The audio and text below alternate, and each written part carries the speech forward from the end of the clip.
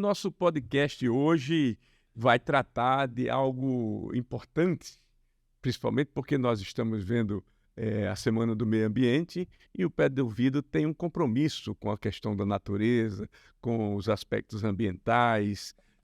Haja vista que nós não podemos ter uma perspectiva nova no planeta se não se tiver a preocupação em preservar, manter, reconfigurar, repaginar essa realidade de crescimento. Nada que se pode fazer nessa concepção que nós temos de sociedade em que o consumo tem que ser um padrão europeu. Imagina se você estabelecer um padrão europeu de consumo para o mundo, para o continente africano, para o resto do mundo, o planeta está inviabilizado. Por quê? Porque essa concepção é que está superada na realidade que nós estamos vivendo, dos impactos ambientais, da mudança climática, enfim, e questões específicas como nós estamos convivendo no nosso país. Agora mesmo, esse marco temporal que o Congresso, que a Câmara, sobretudo, aprova, é um crime contra as florestas, contra a perspectiva de inserir o Brasil num contexto ambiental do mundo e, sobretudo, na invasão daqueles que são os nossos povos originários.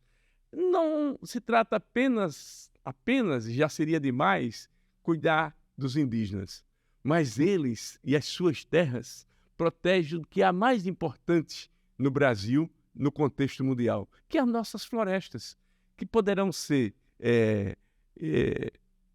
que poderão possibilitar, inclusive, aquilo que nós imaginamos de perspectiva de uma economia verde, de uma vida nova, de um aproveitamento, de uma concepção de sociedade e de convivência no planeta completamente diferente que nós vivenciamos até hoje. A questão do meio ambiente, a questão da natureza, lá no começo da minha geração, era entendido como se fosse algo de um movimento hippie.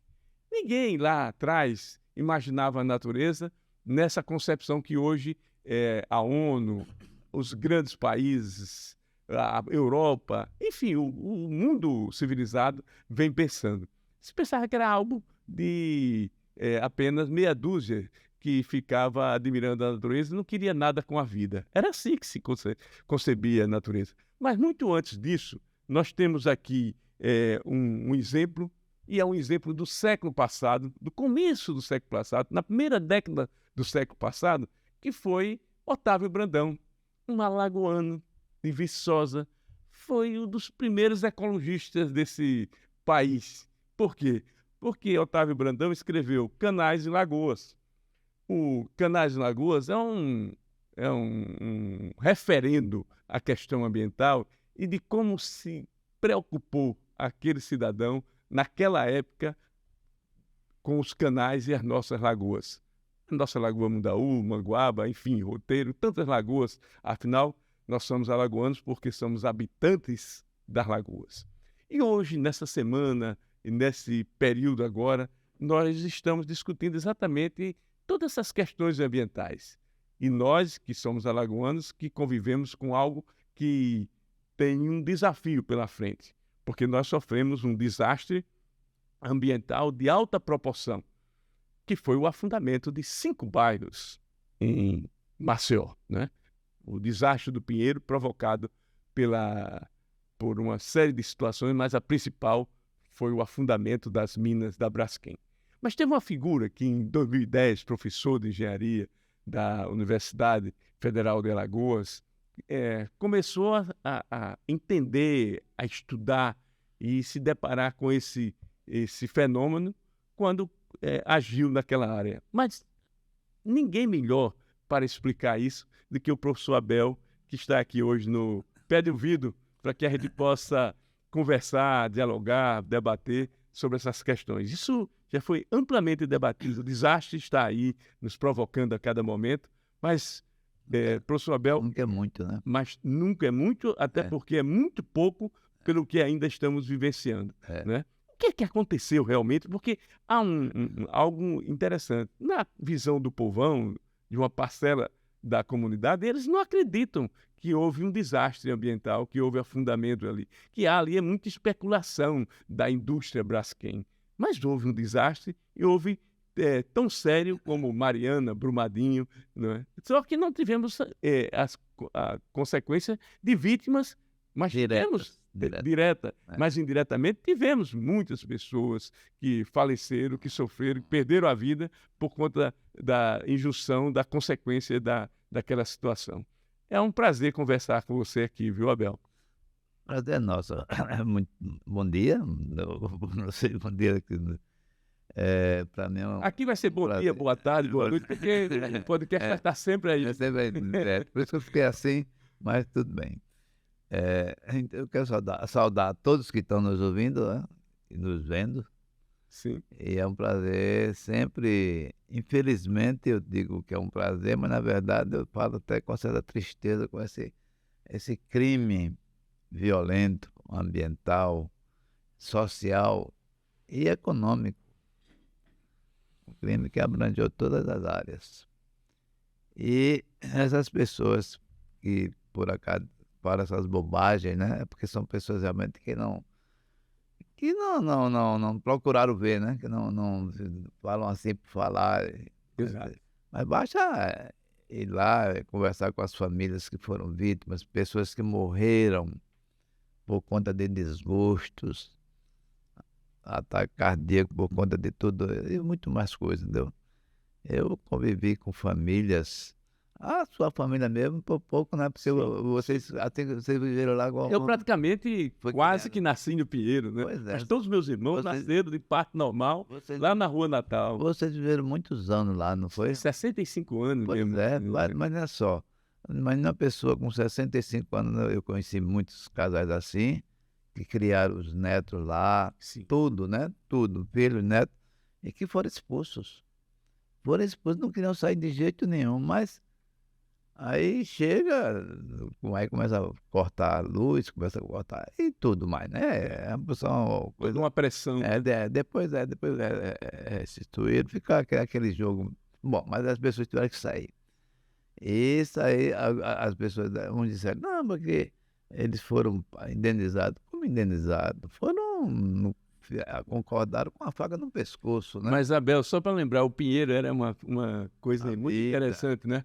Porque na minha rua tinha um posto de saúde municipal, aliás, estadual, em que você, depois virou municipal, sei, mas entre a Lima Rocha e a Miguel Palmeira. E eu era criança, sabe o que é que eu vi ali? O show de Luiz Gonzaga, em cima de um caminhão. Ele se apresentava ali para a comunidade do Pinheiro. Era uma coisa muito interessante, né? Bairro do Pinheiro, rapaz, é uma localização espetacular. Sim. Você tem tudo ali, tudo. Até o pessoal de classe menor que não tem assim, transporte, eles podiam até descer a pé ali. Sim. E você em 10 minutos já estava no mercado, 15 minutos estava no mercado. O Pinheiro veio ter ônibus, eu já tinha assim 12, 13 anos, veio ter ônibus, acesso ali. Mas minha vida escolar foi no grupo experimental do CEPA, depois foi... Tudo. Eu morei em Sil, estudei em Moreno Sil. Pois é. Fui para a universidade depois disso. Já dentro do Pinheiro praticamente. Na borda do e você tem ali a Fernanda de Lima, que faz a Magé, o Pinheiro, né? E a Pitanguinha. Você tem tudo, rapaz. Na Fernanda de Lima você tem até supermercado, né, de primeira qualidade, né? Você tem os vários bancos. Fácil acesso, né? Muitos bancos, né? Você tem até shopping, né? Shopping Farol, por exemplo. Agora, engraçado, viu, Abel, que naquela época que os nossos colegas lá quando você chegava no centro da cidade, dizia assim, eu vou embora que eu vou para casa, eu moro no Pinheiras. Mas você mora naquele fim do mundo, ali, perto do quartel.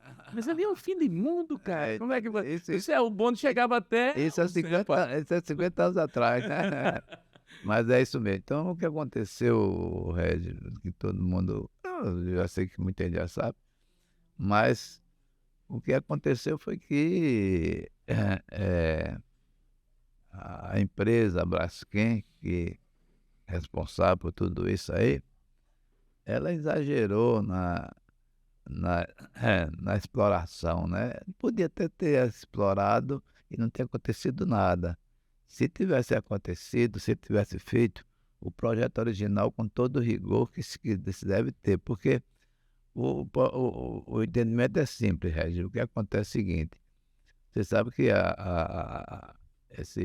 as minas tá a 1.000 metros de profundidade, aproximadamente. Sim, sim. A partir de 950, em outros lugares é 1.000, mas 1.000 metros de profundidade. E elas têm um processo que eles fazem, então, um buraco lá embaixo, uma caverna, né. Tem um processo e que tem como você fazer tirar, porque o sal-gema é uma rocha, originalmente, ela é uma rocha mesmo, muito resistente.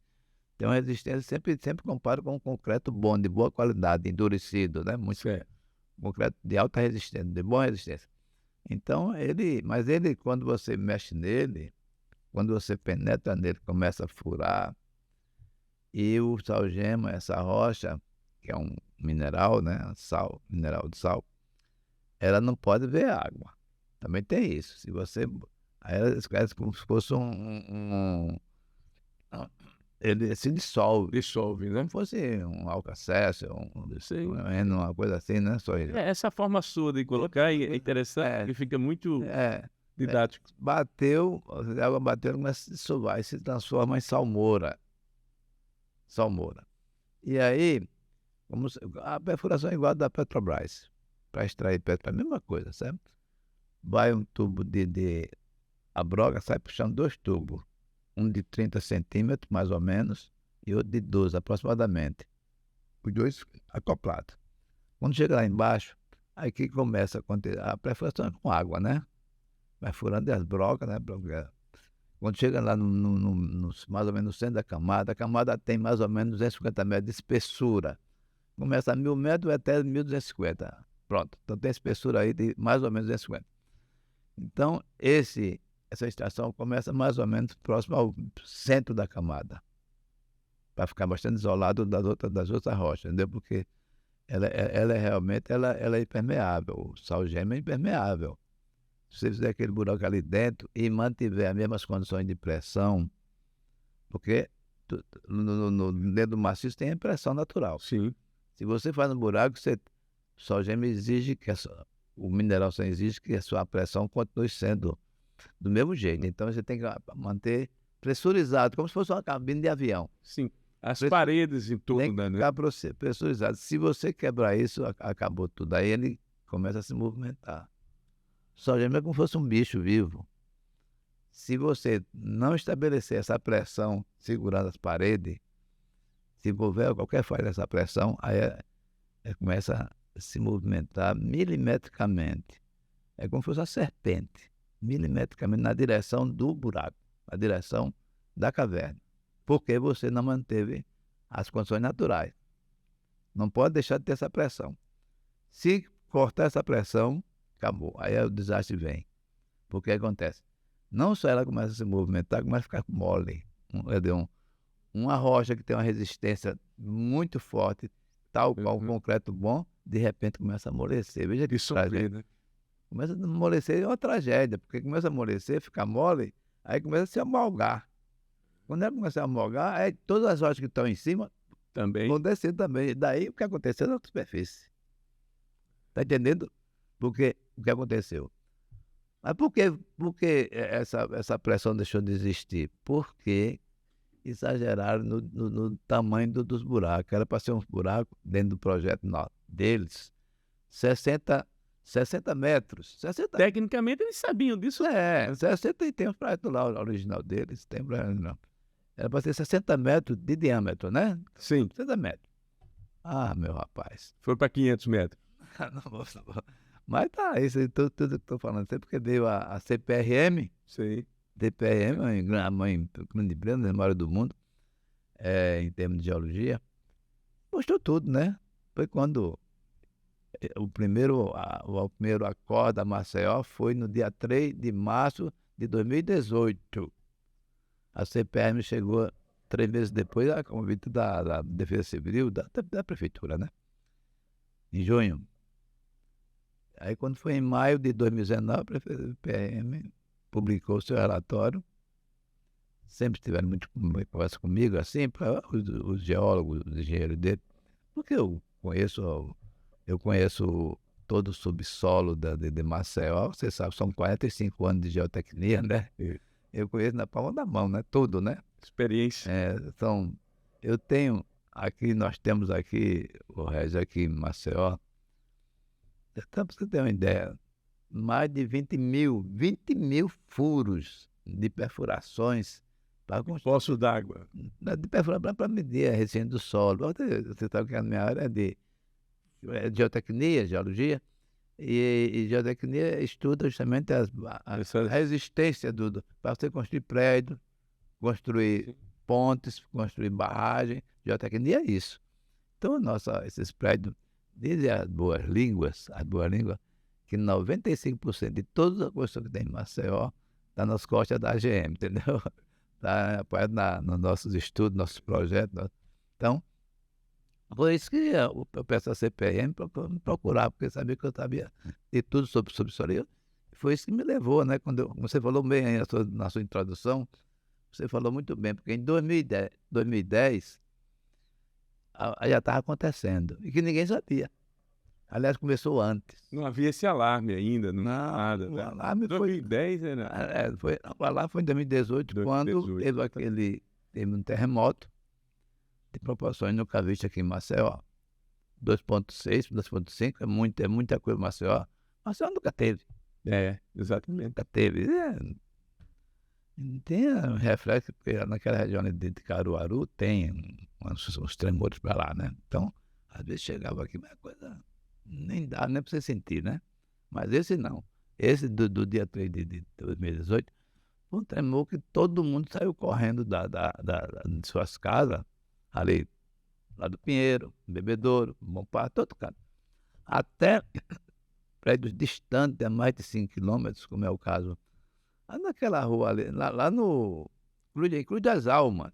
Se sentiu também. Veja, eu tenho registrado isso, porque na rua do Paulo César, não tem a rua da casa do Paulo César Farias? A casa do PC, né? Do PC, casa do PC famosa, né? Você continuando ali, tem 2 torres enormes lá em cima.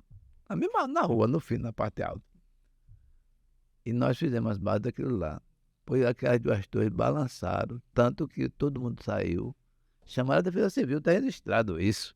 E os prédios balançaram. Não só, e outros cantos também balançaram. Então, a gravidade, o tamanho. Tamanho da gravidade. Lá no Pinheiro mesmo, aqueles prédios maiores, balançaram. Então foi, acorda Maceió, porque o que aconteceu? Porque ele já chegou estourou tudo, né? Eles foram aumentando o diâmetro que era para ser 60, aí passaram para 70, passaram para 80, e foram aumentando e terminou com que em muitos casos, uma mina se encontrou com a outra. A distância era para ser de 100 metros de diâmetro. Mas foram aumentando, já estavam feitas a distância, 100 metros de uma da outra, né?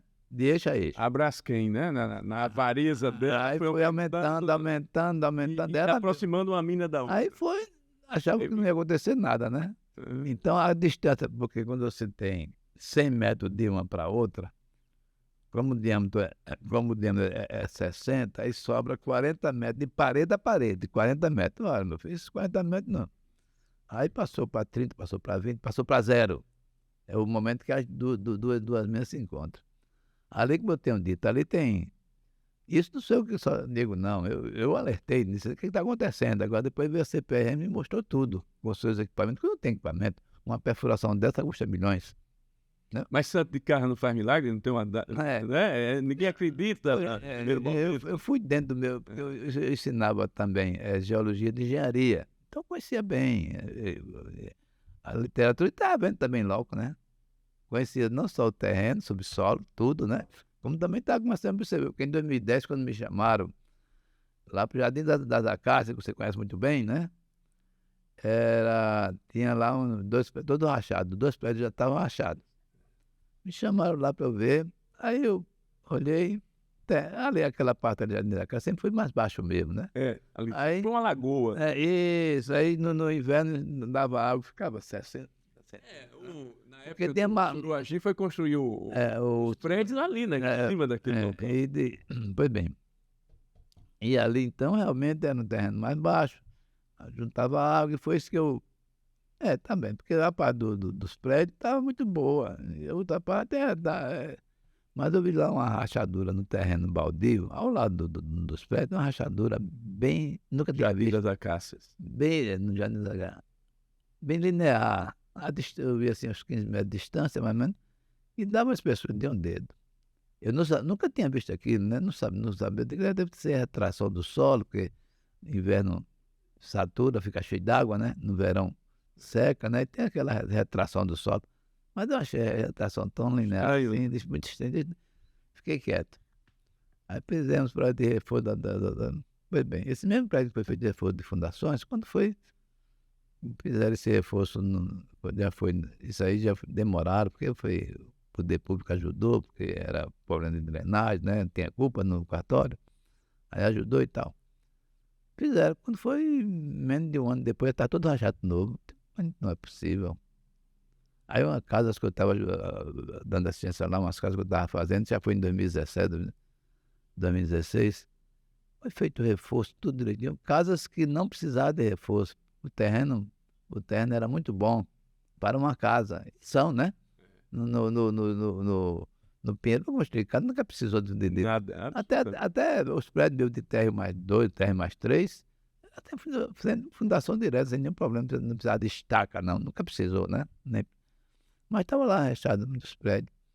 E aí comecei, não, isso aqui é um problema sério, é um problema. Aí foi quando eu vi que o buraco era mais embaixo. Eu já tinha visto, então, em 2010 já estava acontecendo. Na verdade, isso começou a acontecer mesmo em torno de 2005. 2005. Tem uma revista muito famosa, inglesa, Nature. Essa revista é mundialmente super respeitada, uma das maiores do mundo, entendeu? Ela veio aqui e com o estudo de satélites e também em loco, ela fez um trabalho maravilhoso e publicou. E mostrou que, porque o olho do furacão, como o seu irmão escreveu no livro, e foi até a minha conversa com ele, né? Ele citou meu nome lá. O Joaldo. O Joaldo. O olho do furacão era ali na antiga casa do Zé Lopes. Ah, sim. Sim. Tá lá. Ali era o principal, em torno daquele, cheio de minas, né? Cheio de minas ali. Aquela região ali. Então, nessa revista, uma coisa que veio... Ali, praticamente, a lagoa começou a avançar para o prédio do Zé Lopes. Por quê? Porque começou a afundar. Onde é que eu quero chegar? Ali naquela região, desde o CSA também, o CSA, vendo o colégio, porque aquele foi assim, né? Foi afundando nesse sentido, aqui na direção lá da casa, onde o centro maior das minas estão ali. Então foi afundando. Quem está no Pinheiro fez isso, né? Na Lagoa e no Pinheiro, na direção das minas. As minas estão todinhas ali, né? Ao longo da Major Cícero de Góes Monteiro. Centro de gravidade do próprio. Major Cícero de Góes Monteiro, você sabe qual é, né? Aquela avenida que vai da Combona até para Bebedouro, né? Que liga, né? Ali precisa mais avenida. Que liga a parte alta. Então, as partes ali do antigo meio ambiente. Onde tinha o IMA. O IMA, pronto, a IMA ali. No cruzamento da linha Ferraguá, né? Até o colégio. Né? Mais ou menos Bom Parto até o... Pronto, a Bebedouro, eu comecei no Bebedouro aqui, ali, as meninas estão tudo ali, né? Então começou a afundar ali, onde? No olho do furacão que eu falei para você, não, afundou, eu já tinha publicado isso, afundou 2 metros nos últimos 10, 15 anos, entendeu? Nos últimos 15 anos, mais ou menos. 2 metros, rapaz. Algo expressivo, 2 metros, bem afundando milimetricamente. Aí quando afunda, aí a lagoa chegou. Porque ali atrás, não sei se você lembrou muito bem, ali atrás da casa do Zé Lopes, tinha um sítio, que o Zé Lopes tem o maior orgulho daquele sítio. Ele criava até porco, criava lá. Mas tinha muitas árvores, muita fruteira. Muito coqueiro. Dava uns 150 metros do fundo da até a lagoa. Até a lagoa, né? Quer dizer, era um espaço... Era um sítio, Eu mesmo andei, depois que isso aconteceu, nas minhas pesquisas depois em 2019, É. No segundo semestre, quase 2018 ainda, foi no final. Eu de canoa fui lá fazer as medições, estava lá, onde era um sítio maravilhoso, agora tinha 1,5 m, 2 m de água. E a lagoa afundou. Quer dizer, o piso afundou e a lagoa, a água tomou conta, né? Invadiu, né? Então, isso tudo foi por conta de que eles aumentaram muito o diâmetro. E quando aumentaram o diâmetro, quando aumenta o diâmetro, você está aqui, nós estamos aqui nessa sala. Você tem essa laje. Se você pega essa parede e bota mais para lá e mais para lá, isso aí vai desabar. Exato. Quer dizer, ficou... É possível explicar isso dizendo que aquele terreno ali ficou com uma pele de ovo? Sim, já afundou, né? Aquilo ali desceu. E, como eu estou dizendo, o que aconteceu? Por que foi que a salgema, a rocha só começou a ficar mole, começou a andar? Porque quando você era para ser 60 metros, você passou para 70, passou para 80, passou para 90. Quando você passa para 70 ou para 80, aí começou a rachar já. Começou a rachar, rachou, pronto, aí perdeu toda a pressão, a condição de pressurização acabou. Aí lascou. Porque você rachou o teto. E mais, e logo depois desabou tudo, entrou em colapso, porque você passou. Porque tem trabalho publicado nisso aí, trabalho científico, mostrando que o máximo permitido ali seria. Mas permitido não. Permitido seria no máximo 60, no máximo. Nas minhas contas, o ideal seria que fosse 50 metros. Aí seria com essa segurança bom. Passa. Mas eles projetaram com 60, tudo bem. O 60 eu já fiz as contas aí, dá um coeficiente de segurança de 1,6. O ideal seria 2, mas 1,6 dá para quebrar o galho. Mas quando chega em 75 metros de diâmetro, o teto desaba, entra em colapso. Você tem com 90, você tem com mais de 100, quando se juntarem, né? Ali, mas eu já publiquei, você já ouviu falar certamente, vocês, que ali tem a junção de 3 minas, que dá folgado um Maracanã dentro. Lá embaixo, de 5 mil metros de profundidade. Tem uma altura de uns 80, 90 metros, né? E um diâmetro de quase 200 metros. Depois foi, como desaba, aí todos aqueles pedaços de rocha que foi, aí já diminuiu um pouco. Mesmo assim, quando chegou os alemães aqui para fazer o relatório, o Instituto Alemão, conhecido, que veio de lá. Eles chegaram já no final eles chegaram, já foi em 2000, foi depois que a CPRM publicou. Constatou o fato. A CPRM constatou e publicou o relatório dele famoso, né, que deixou a Braskem furiosa, em maio de 2019. Ela ficou furiosa no que ela fez, né? Aí ficou aí foi buscar mentirosa, sabe? Cheio de mentira. Aí chega um pessoal, os alemães, um instituto muito sério, me disseram sobre que havia uma empresa interessada em comprar a Braskem, muito dessa confusão aí, né? Tem uma empresa aí interessada, né? Isso muitos anos atrás. Aí ele disse que esse instituto veio por recomendação dessa empresa que estava interessada. É o que eu fiquei sabendo, não tenho certeza. Mas, finalmente, esse pessoal do Instituto Alemão veio aqui e fez um trabalho muito sério mesmo. Então, eles publicaram esse trabalho dele em final de novembro de 2019, e foi aí que deixou todo a Braskem apavorado e começou então a tirar as pessoas das encostas, mandou tiro de imediato sair. Tire todo mundo das encostas, isso foi no final de 2019. Tem que tirar todo mundo. Aí começou a dar uma ação de verificar e tal. E aí, quando aconteceu o aumento dos diâmetros, irresponsavelmente, aí aconteceu a rachadura, e o desabamento das minas. Tem mina ali que subiu, era 1.000 metros, passou para 800 metros. É o seguinte, quando entra em colapso o teto da mina, é rocha, né? Então, ali tem uma camada de 200 metros que são rochas mais fragmentadas. Aí desaba. vai para o fundo daquele buraco, daquela caverna, vai para o fundo. E fica um teto agora instável. Instável. Qualquer movimento depois desaba de novo. Enquanto não encontrar uma camada de rocha muito sólida mesmo, muito sã, Vai continuar esse movimento. vai continuar. Então tem delas ali que subiu, não está publicado isso. Está tudo publicado direitinho no relatório da CPRM. E aí o relator alemão veio e constatou tudo. Que está em 700 metros, era 1.000, subiu quase 300 metros.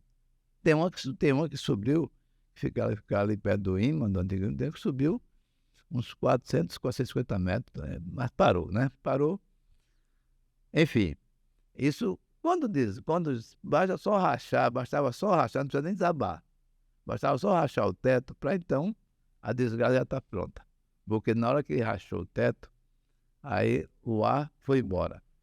A pressão. Tirou a pressão. Foi embora, tirou a pressão, pronto. Aí o bicho, o monstro, Começa a se movimentar. Né? acordou. Você acorda o monstro, na hora que você tira a pressão, esvazia a pressão, o monstro acorda. Aí ele começa, então, a se rastejar. É uma serpente mesmo, na direção do buraco. Se rastejar é o pior, ficando mole, que é o pior. Aí quando amolece, tudo que está em cima, né, vai afundando também, vai descendo, né? Então, em suma, foi isso que aconteceu. Foi aumento de dano exageradamente, irresponsavelmente, aumento de dano, consequentemente, desabamento dos tetos das minas, quase todas. Agora, isso hoje está estabilizado? Não. Isso ainda está em movimento? Já está previsto. O relatório mais otimista fala em 10 anos para estabilizar. As minhas contas é um pouco mais assim, dos 10 anos. Mas tem os holandeses, que têm experiência também bastante, porque os holandeses, lá na Holanda tem indústria de salgema, né? Salgema. Tanto que tem um... E eles tiveram esse mesmo problema lá? Não, que eu Não. não. Mas de suspender a extração. As holandesas vieram aqui também, né? Empresas holandesas. Vieram ver o que não devia ser feito, né? Não, vieram fazer um relatório, né? Contratada, e foi empresa que tem seu... Empresa que está no mundo inteiro trabalhando, né? Entendeu? Essas empresas são empresas, não são empresas não são indústria de soja, são empresas de profissionais especializados em fazer esses estudos, entendeu? Então chegaram aqui, fizeram o estudo e eles são bastante pessimistas, falam que isso ainda vai levar 3 décadas para estabilizar. Outras falam em 10 anos, né? Uma década, né? Mas enfim, está em movimento. Agora, um movimento maior de afundamento é lá naquela região das minas, né? Porque aquele está assim, né? O Peru está aqui na minha mão. O Peru está aqui, né? A lagoa está aqui. Então, isso aqui é assim. Então, o Peru foi tracionado. Foi tracionado. Tem uma deformação vertical, mas foi muito mais horizontal, muito mais. Aí vem uma situação grave agora. A situação grave é que a Defesa Civil, quem financia tudo é a Braskem, né? Inclusive os estudos da UFAL, da Universidade Federal de Pernambuco, tudo é financiado pela Braskem. Ninguém pode escrever nada que venha contra, né? Até onde eu sei, é vida falar qualquer coisa que venha chamá-la de irresponsável. Entendeu? Infelizmente. Sim, porque é preciso que isso ainda está inconcluso. Né? Esse julgamento está inconcluso. Já há uma movimentação no Senado. Porque a Braskem ela está fazendo mais ou menos o que lá no passado os invasores faziam. Tomavam conta de um país, extraíam tudo, minérios. Aqui é minério, madeira, depois iam embora. A Braskem agora já quer ir embora. Aí foi bloqueada. Foi bloqueada por uma ação política. Por isso que é importante a democracia. Né? Mas eles não. Eles é preciso mais do que nunca. Há aqui também uma história do governador Bento, foi um dos governadores lá no passado de Alagoas, que ele criou, ele buscou a experiência de um instituto, mais ou menos como o Instituto Histórico, aliás, similar ao Instituto Histórico e Geográfico de Alagoas. Ele juntou um grupo de pessoas das mais diferentes posições, podia ser de conservador, de um lado ou de outro, pessoas inclusive antagônicas, e reuniu, eles criam uma instituição para que a gente possa discutir o estado de Alagoas, baseado já em uma experiência de outro estado, se não me engano, a Paraíba. Então, ali, hoje, nós não temos ainda, isso que é muito sério, e o que o senhor falou aí, a questão do controle da Braskem nessa questão. É por isso que tanta gente ainda tem tanta dúvida sobre aquele episódio ali. Por quê? Porque falta transparência. Porque a grande sacanagem é essa, é de não ser transparente. O problema existe, vamos enfrentá-lo agora. Mas há informações, inclusive, que essas áreas de afundamento estão avançando aí em outras regiões. Aí desde que eu queria chegar para você. Então, o que aconteceu? Aí a Defesa Civil, com apoio, né? Sei lá, trocando figurinha com a Braskem, né? A Defesa Civil chegou e disse que parou a área de risco, que você conhece muito bem, na Belo Horizonte. Você conhece muito bem aquela região. Belo Horizonte. Então, a área de risco é Belo Horizonte em direção à Lagoa, né? Pronto. Um lado, agora o outro não. Agora, que não era uma tese sua, né? Você dizia lá, parece que o hospital não precisava, naquele momento, não tinha... Belo Horizonte. Entre Belo Horizonte e Fernando de Lima, já em 2018, eu já tinha constatado muitas casas ali nesse trecho entre Belo Horizonte e Fernando de Lima. Bem, a Casa dos Pombos, a famosa Casa dos Pombos. Sim, sim. Aquelas casinhas ali perto do posto Honda. Posto Honda. Exato, em frente à Avenida Rotary. Ali tem casa rachada. Ali, né? Eu tenho até contato do pessoal que tem casa rachada. E não só lá, tem um menino que, não sei se você conhece, que ele era do SOS Pinheiro. Aí depois que mudou o prefeito e tal, ele passou, foi chamado, aí faz parte da Defesa Civil, que é o Geraldo Castro. Ele andou comigo, ele me chamou para ver casas ali, entre a Fernando de Lima e entre a Belo Horizonte, rachadas, porque dentro do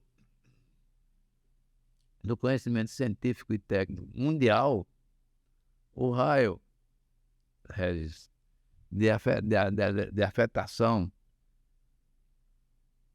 você pega a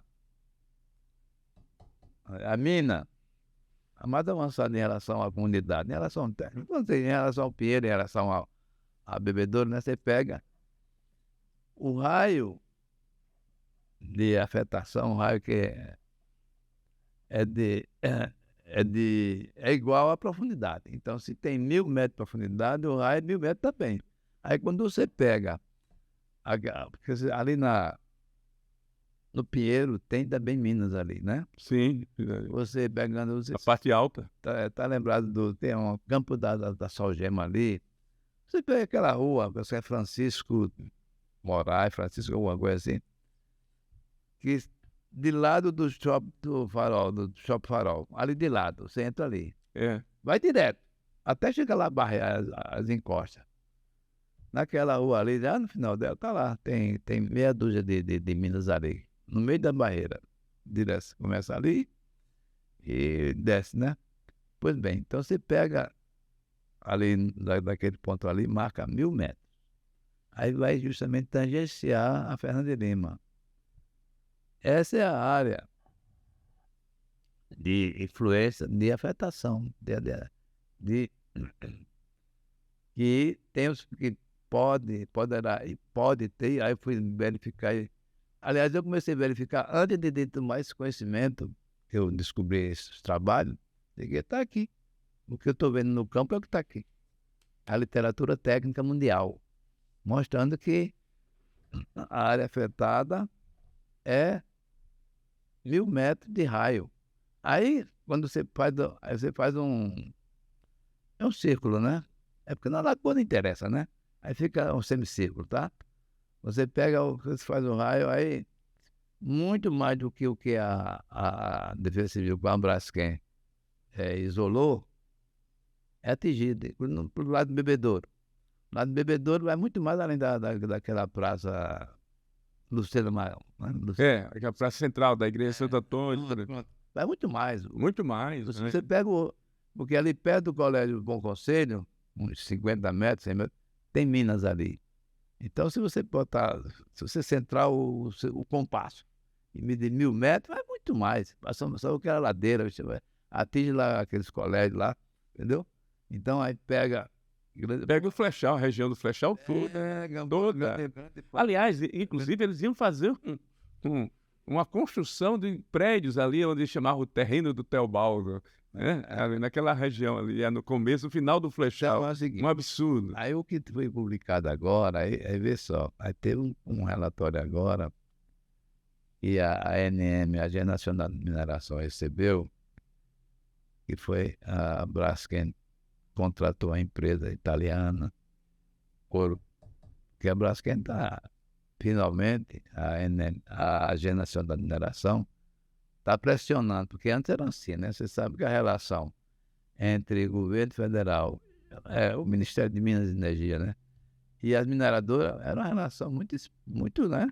Muito compadre com comadre, né? Muito, né? Muito boazinho, né? Muito boazinho. Daí, o resultado dessa relação. O Estado conivente sempre foi, desde a época da Salgema, né? Porque teve um governador aqui que disse assim, que eu implanto a Salgema, quando foi para implantar, nem que seja na praça, na frente do palácio, na Praça dos Martírios. Mas vou implantar a Salgema. Implantou porque era ditadura, não tinha democracia, não tinha meio ambiente, órgão de meio ambiente, não tinha nada. Foi assim que fizeram.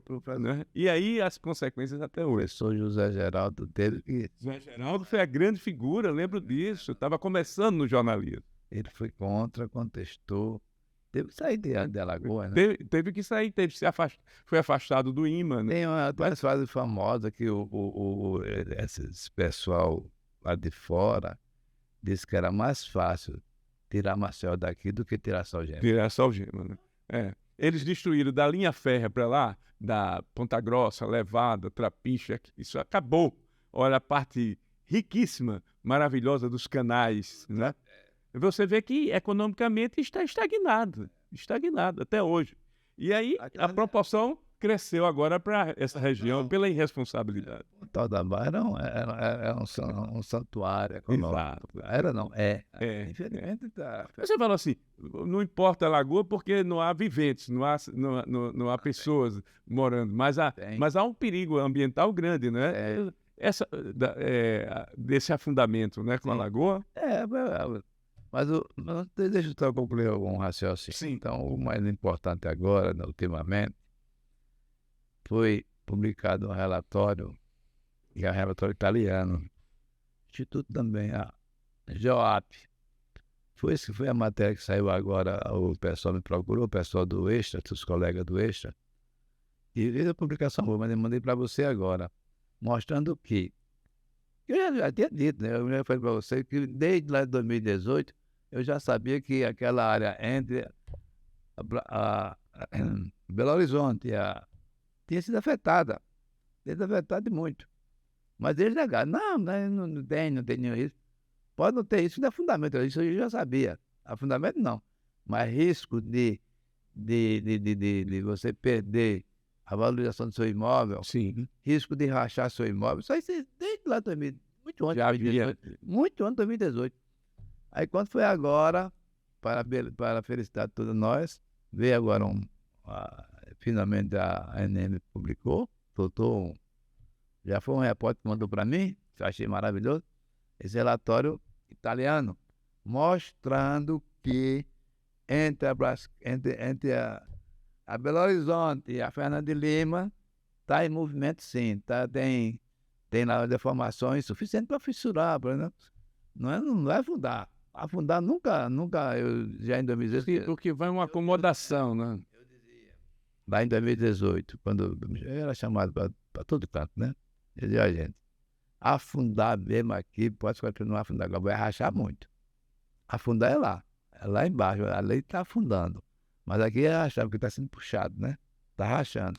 E aí, tanto que estava lá rachadura no chão, né? No chão. Mas, enfim, hoje a Braskem não pode mais correr da responsabilidade de indenizar, pagar todos os donos de casa, né, de edificações que estão lá, não só, eu estou falando na parte alta, mesma coisa no bebedouro, mesma coisa no parto. Porque, muito além do que eles dizem que disseram que era área de risco, muito além está lá, imóveis atingidos, que não Sim. querem conhecer, mas agora tem que reconhecer. Que essa aprovação ainda pode se estender mais para uma área, para essa parte tanto de bebedouro, naquela região, Do lado do Pinheiro, Pinheiro, Bom Parto, né? porque as minas estão quase que em cima, embaixo, ali Simplesmente elas não pararam, né? Continua. Então, há uma movimentação e fala isso, ué. Eu falei a você, tem um raio de 1.000 metros que chegaria a estar GESeando, chega mesmo na Fernando de Lima mesmo, né? Mas tem uma área que eu denominei de área de pânico. Quem está do outro lado da Fernando de Lima tem pavor.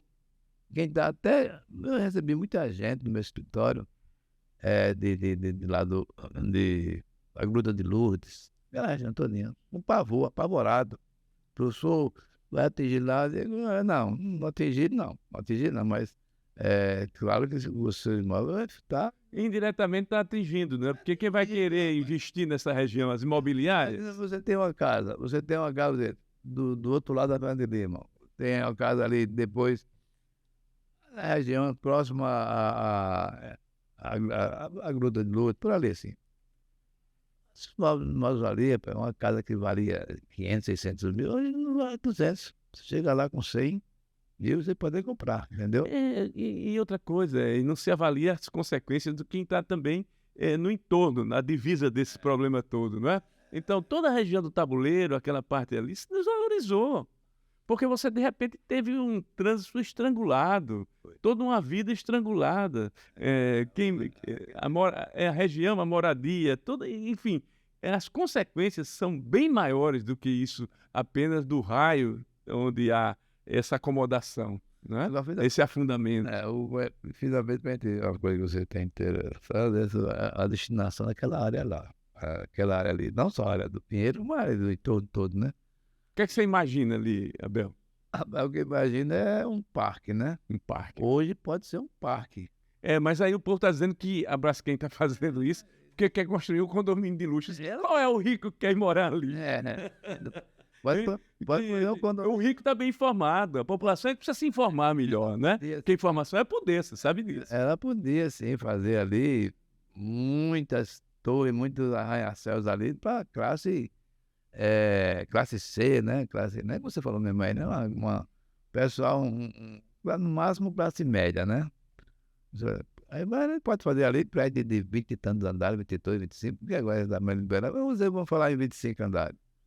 Mostrar ali muitas torres e dá um bom dinheiro, não dá?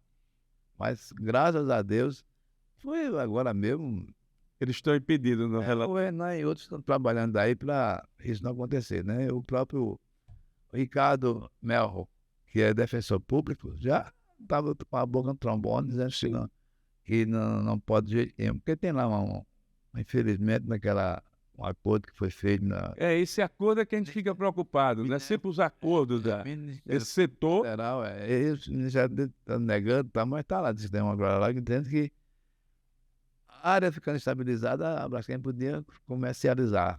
Mas só que pensa que não pode, porque vai ter o novo código aí da Sim, porque o plano diretor da cidade é de 2005, precisa ser... vai ser renovado. Precisa ser renovado, a sociedade tem que participar disso. Não é que da lei tem que ser, e vai ser, se Deus quiser, vai ser um parque. Hoje mesmo pode fazer um parque, hoje não tem risco nenhum. Porque a movimentação é milimétrica.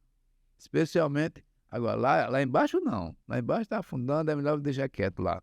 Mas na parte alta e na parte do bebedouro, você sair dali depois do Colégio Bom Conselho, ali não dá para Mascarenhas, né? Ali para cima não tem risco nenhum. A movimentação é milimétrica, é só porque, não sei se você sabe, né? Você sabe, se você tem algum conhecimento amplo, as placas tectônicas, elas se movimentam, né? Sim. De 3 a 5 centímetros por ano. Agora não percebe porque são monstruosos, né, de grande, né? Toda a América do Sul está em cima da placa sul-americana, né? Então, nem percebe, mas ela está em movimento. Nem movimento, nem de 3 a 5 centímetros. Então, esse movimento que tem ali, fissura a casa, né? Porque ela tem um movimento, no caso da placa, a placa é toda por igual, né? Aí você não percebe, porque não existe tração, né? Mas ali não, ele tem uma parte que está afundando, está puxando, né? É diferente. Um está ficando. Acho que está Uma está ficando e está sendo puxado, né? Então, existe uma diferença de tensões ali, aí provoca rachadura. Mas para um parque não tem risco zero. Para um parque o risco é zero. Pode fazer agora. Eles ainda fazem aquele movimento de veículos ali passando, não há risco ali, né? Área de fuga que eles chamam. Não tem Né? risco, né? Porque é lento, não tem essa.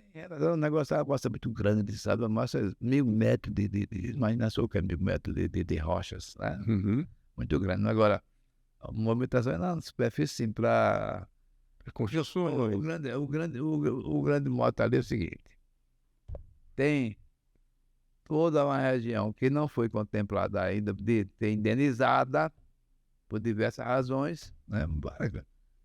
Social, ambiental, não é? E econômico, né?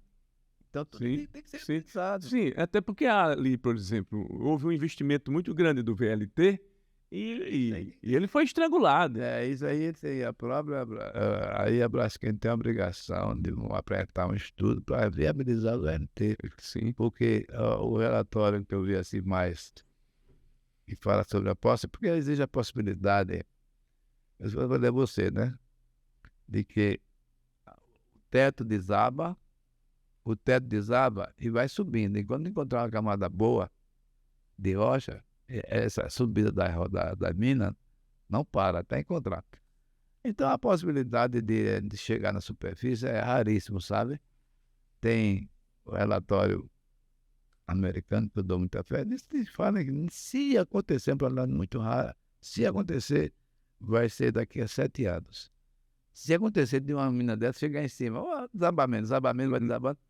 Mesmo assim, está aí o conhecimento mundial, dentro da literatura técnica mundial, mostra que quando chega assim um lago, profundidade de 5, 6 metros, uma coisa. Então, é obrigação da Braskem viabilizar isso aí, fazer estudo, para retornar o VLT. E o que é que eles estão fazendo lá? Porque tem um barulho, eles estão. Ninguém sabe, mas eles estão funcionando, essas minas? Não. Não, mina não dá para funcionar. Dá nada, né? Então, eles estão enchendo de areia, né, tentando já bloquear lá. Foram buscar areia do mundo todo, até da Barra de São Miguel, né? Em todo canto estão buscando areia, porque é muita coisa, né? Não tem jeito. É muita coisa. Mas o mais importante é que aquela área ali hoje seja um parque. Seja um parque e seja construído dentro de um planejamento do poder público. Não pode ficar só o setor privado, né? Só a Braskem, eu sou proprietário, faço o que quero. Tem que ser a prefeitura. Tem a prefeitura, tem que ter prefeitura para isso. Inclusive, é um parque que custa um dinheirinho para manter aquele parque. Eu não sei fazer uma floresta, né? Sim, muita área verde. Se for um parque nos padrões do Ibirapuera, Sim, um memorial até para os moradores, um memorial para as vítimas do Covid, uma série de ações que pode dar uma outra visão para a cidade, né? O Regis, Maceió é a pior cidade em termos de área verde.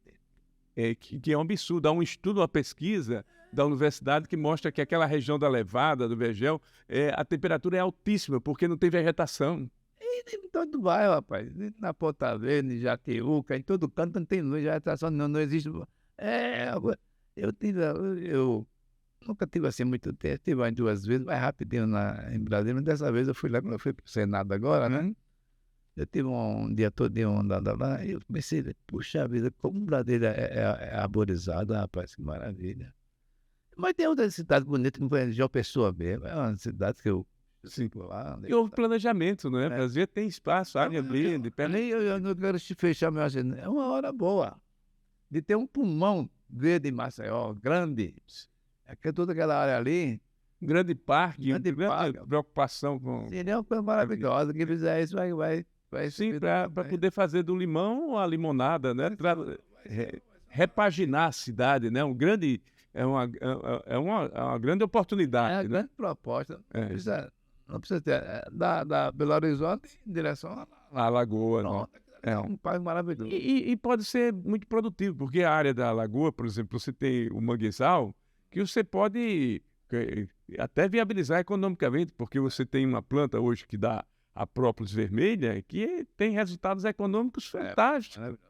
E você viabilizar emprego para o pescador, que já não tem mais o que pescar, né? Então há toda uma saída para isso, mas precisa, sobretudo, planejamento, preocupação, responsabilidade, porque o Brasil tem a pesquisa que mostra que a maioria da população, 87%, tem insegurança na questão ambiental, né? Não, não há uma preocupação efetiva disso, né? Você vê que quando se fala muito da Amazônia, mas e aí passaram aí diversos governos, só ligado a Lula 1, 2, Dilma, agora o Lula novamente, e outros governos, Fernando Henrique, o próprio Bolsonaro, ninguém se preocupou com a Amazônia. O único setor que funciona naquela região é o setor militar. Ainda as Forças Armadas, como elemento de Estado. O Estado brasileiro não tem um plano para a Amazônia efetivo, né? Que não basta apenas ser um de vigilância,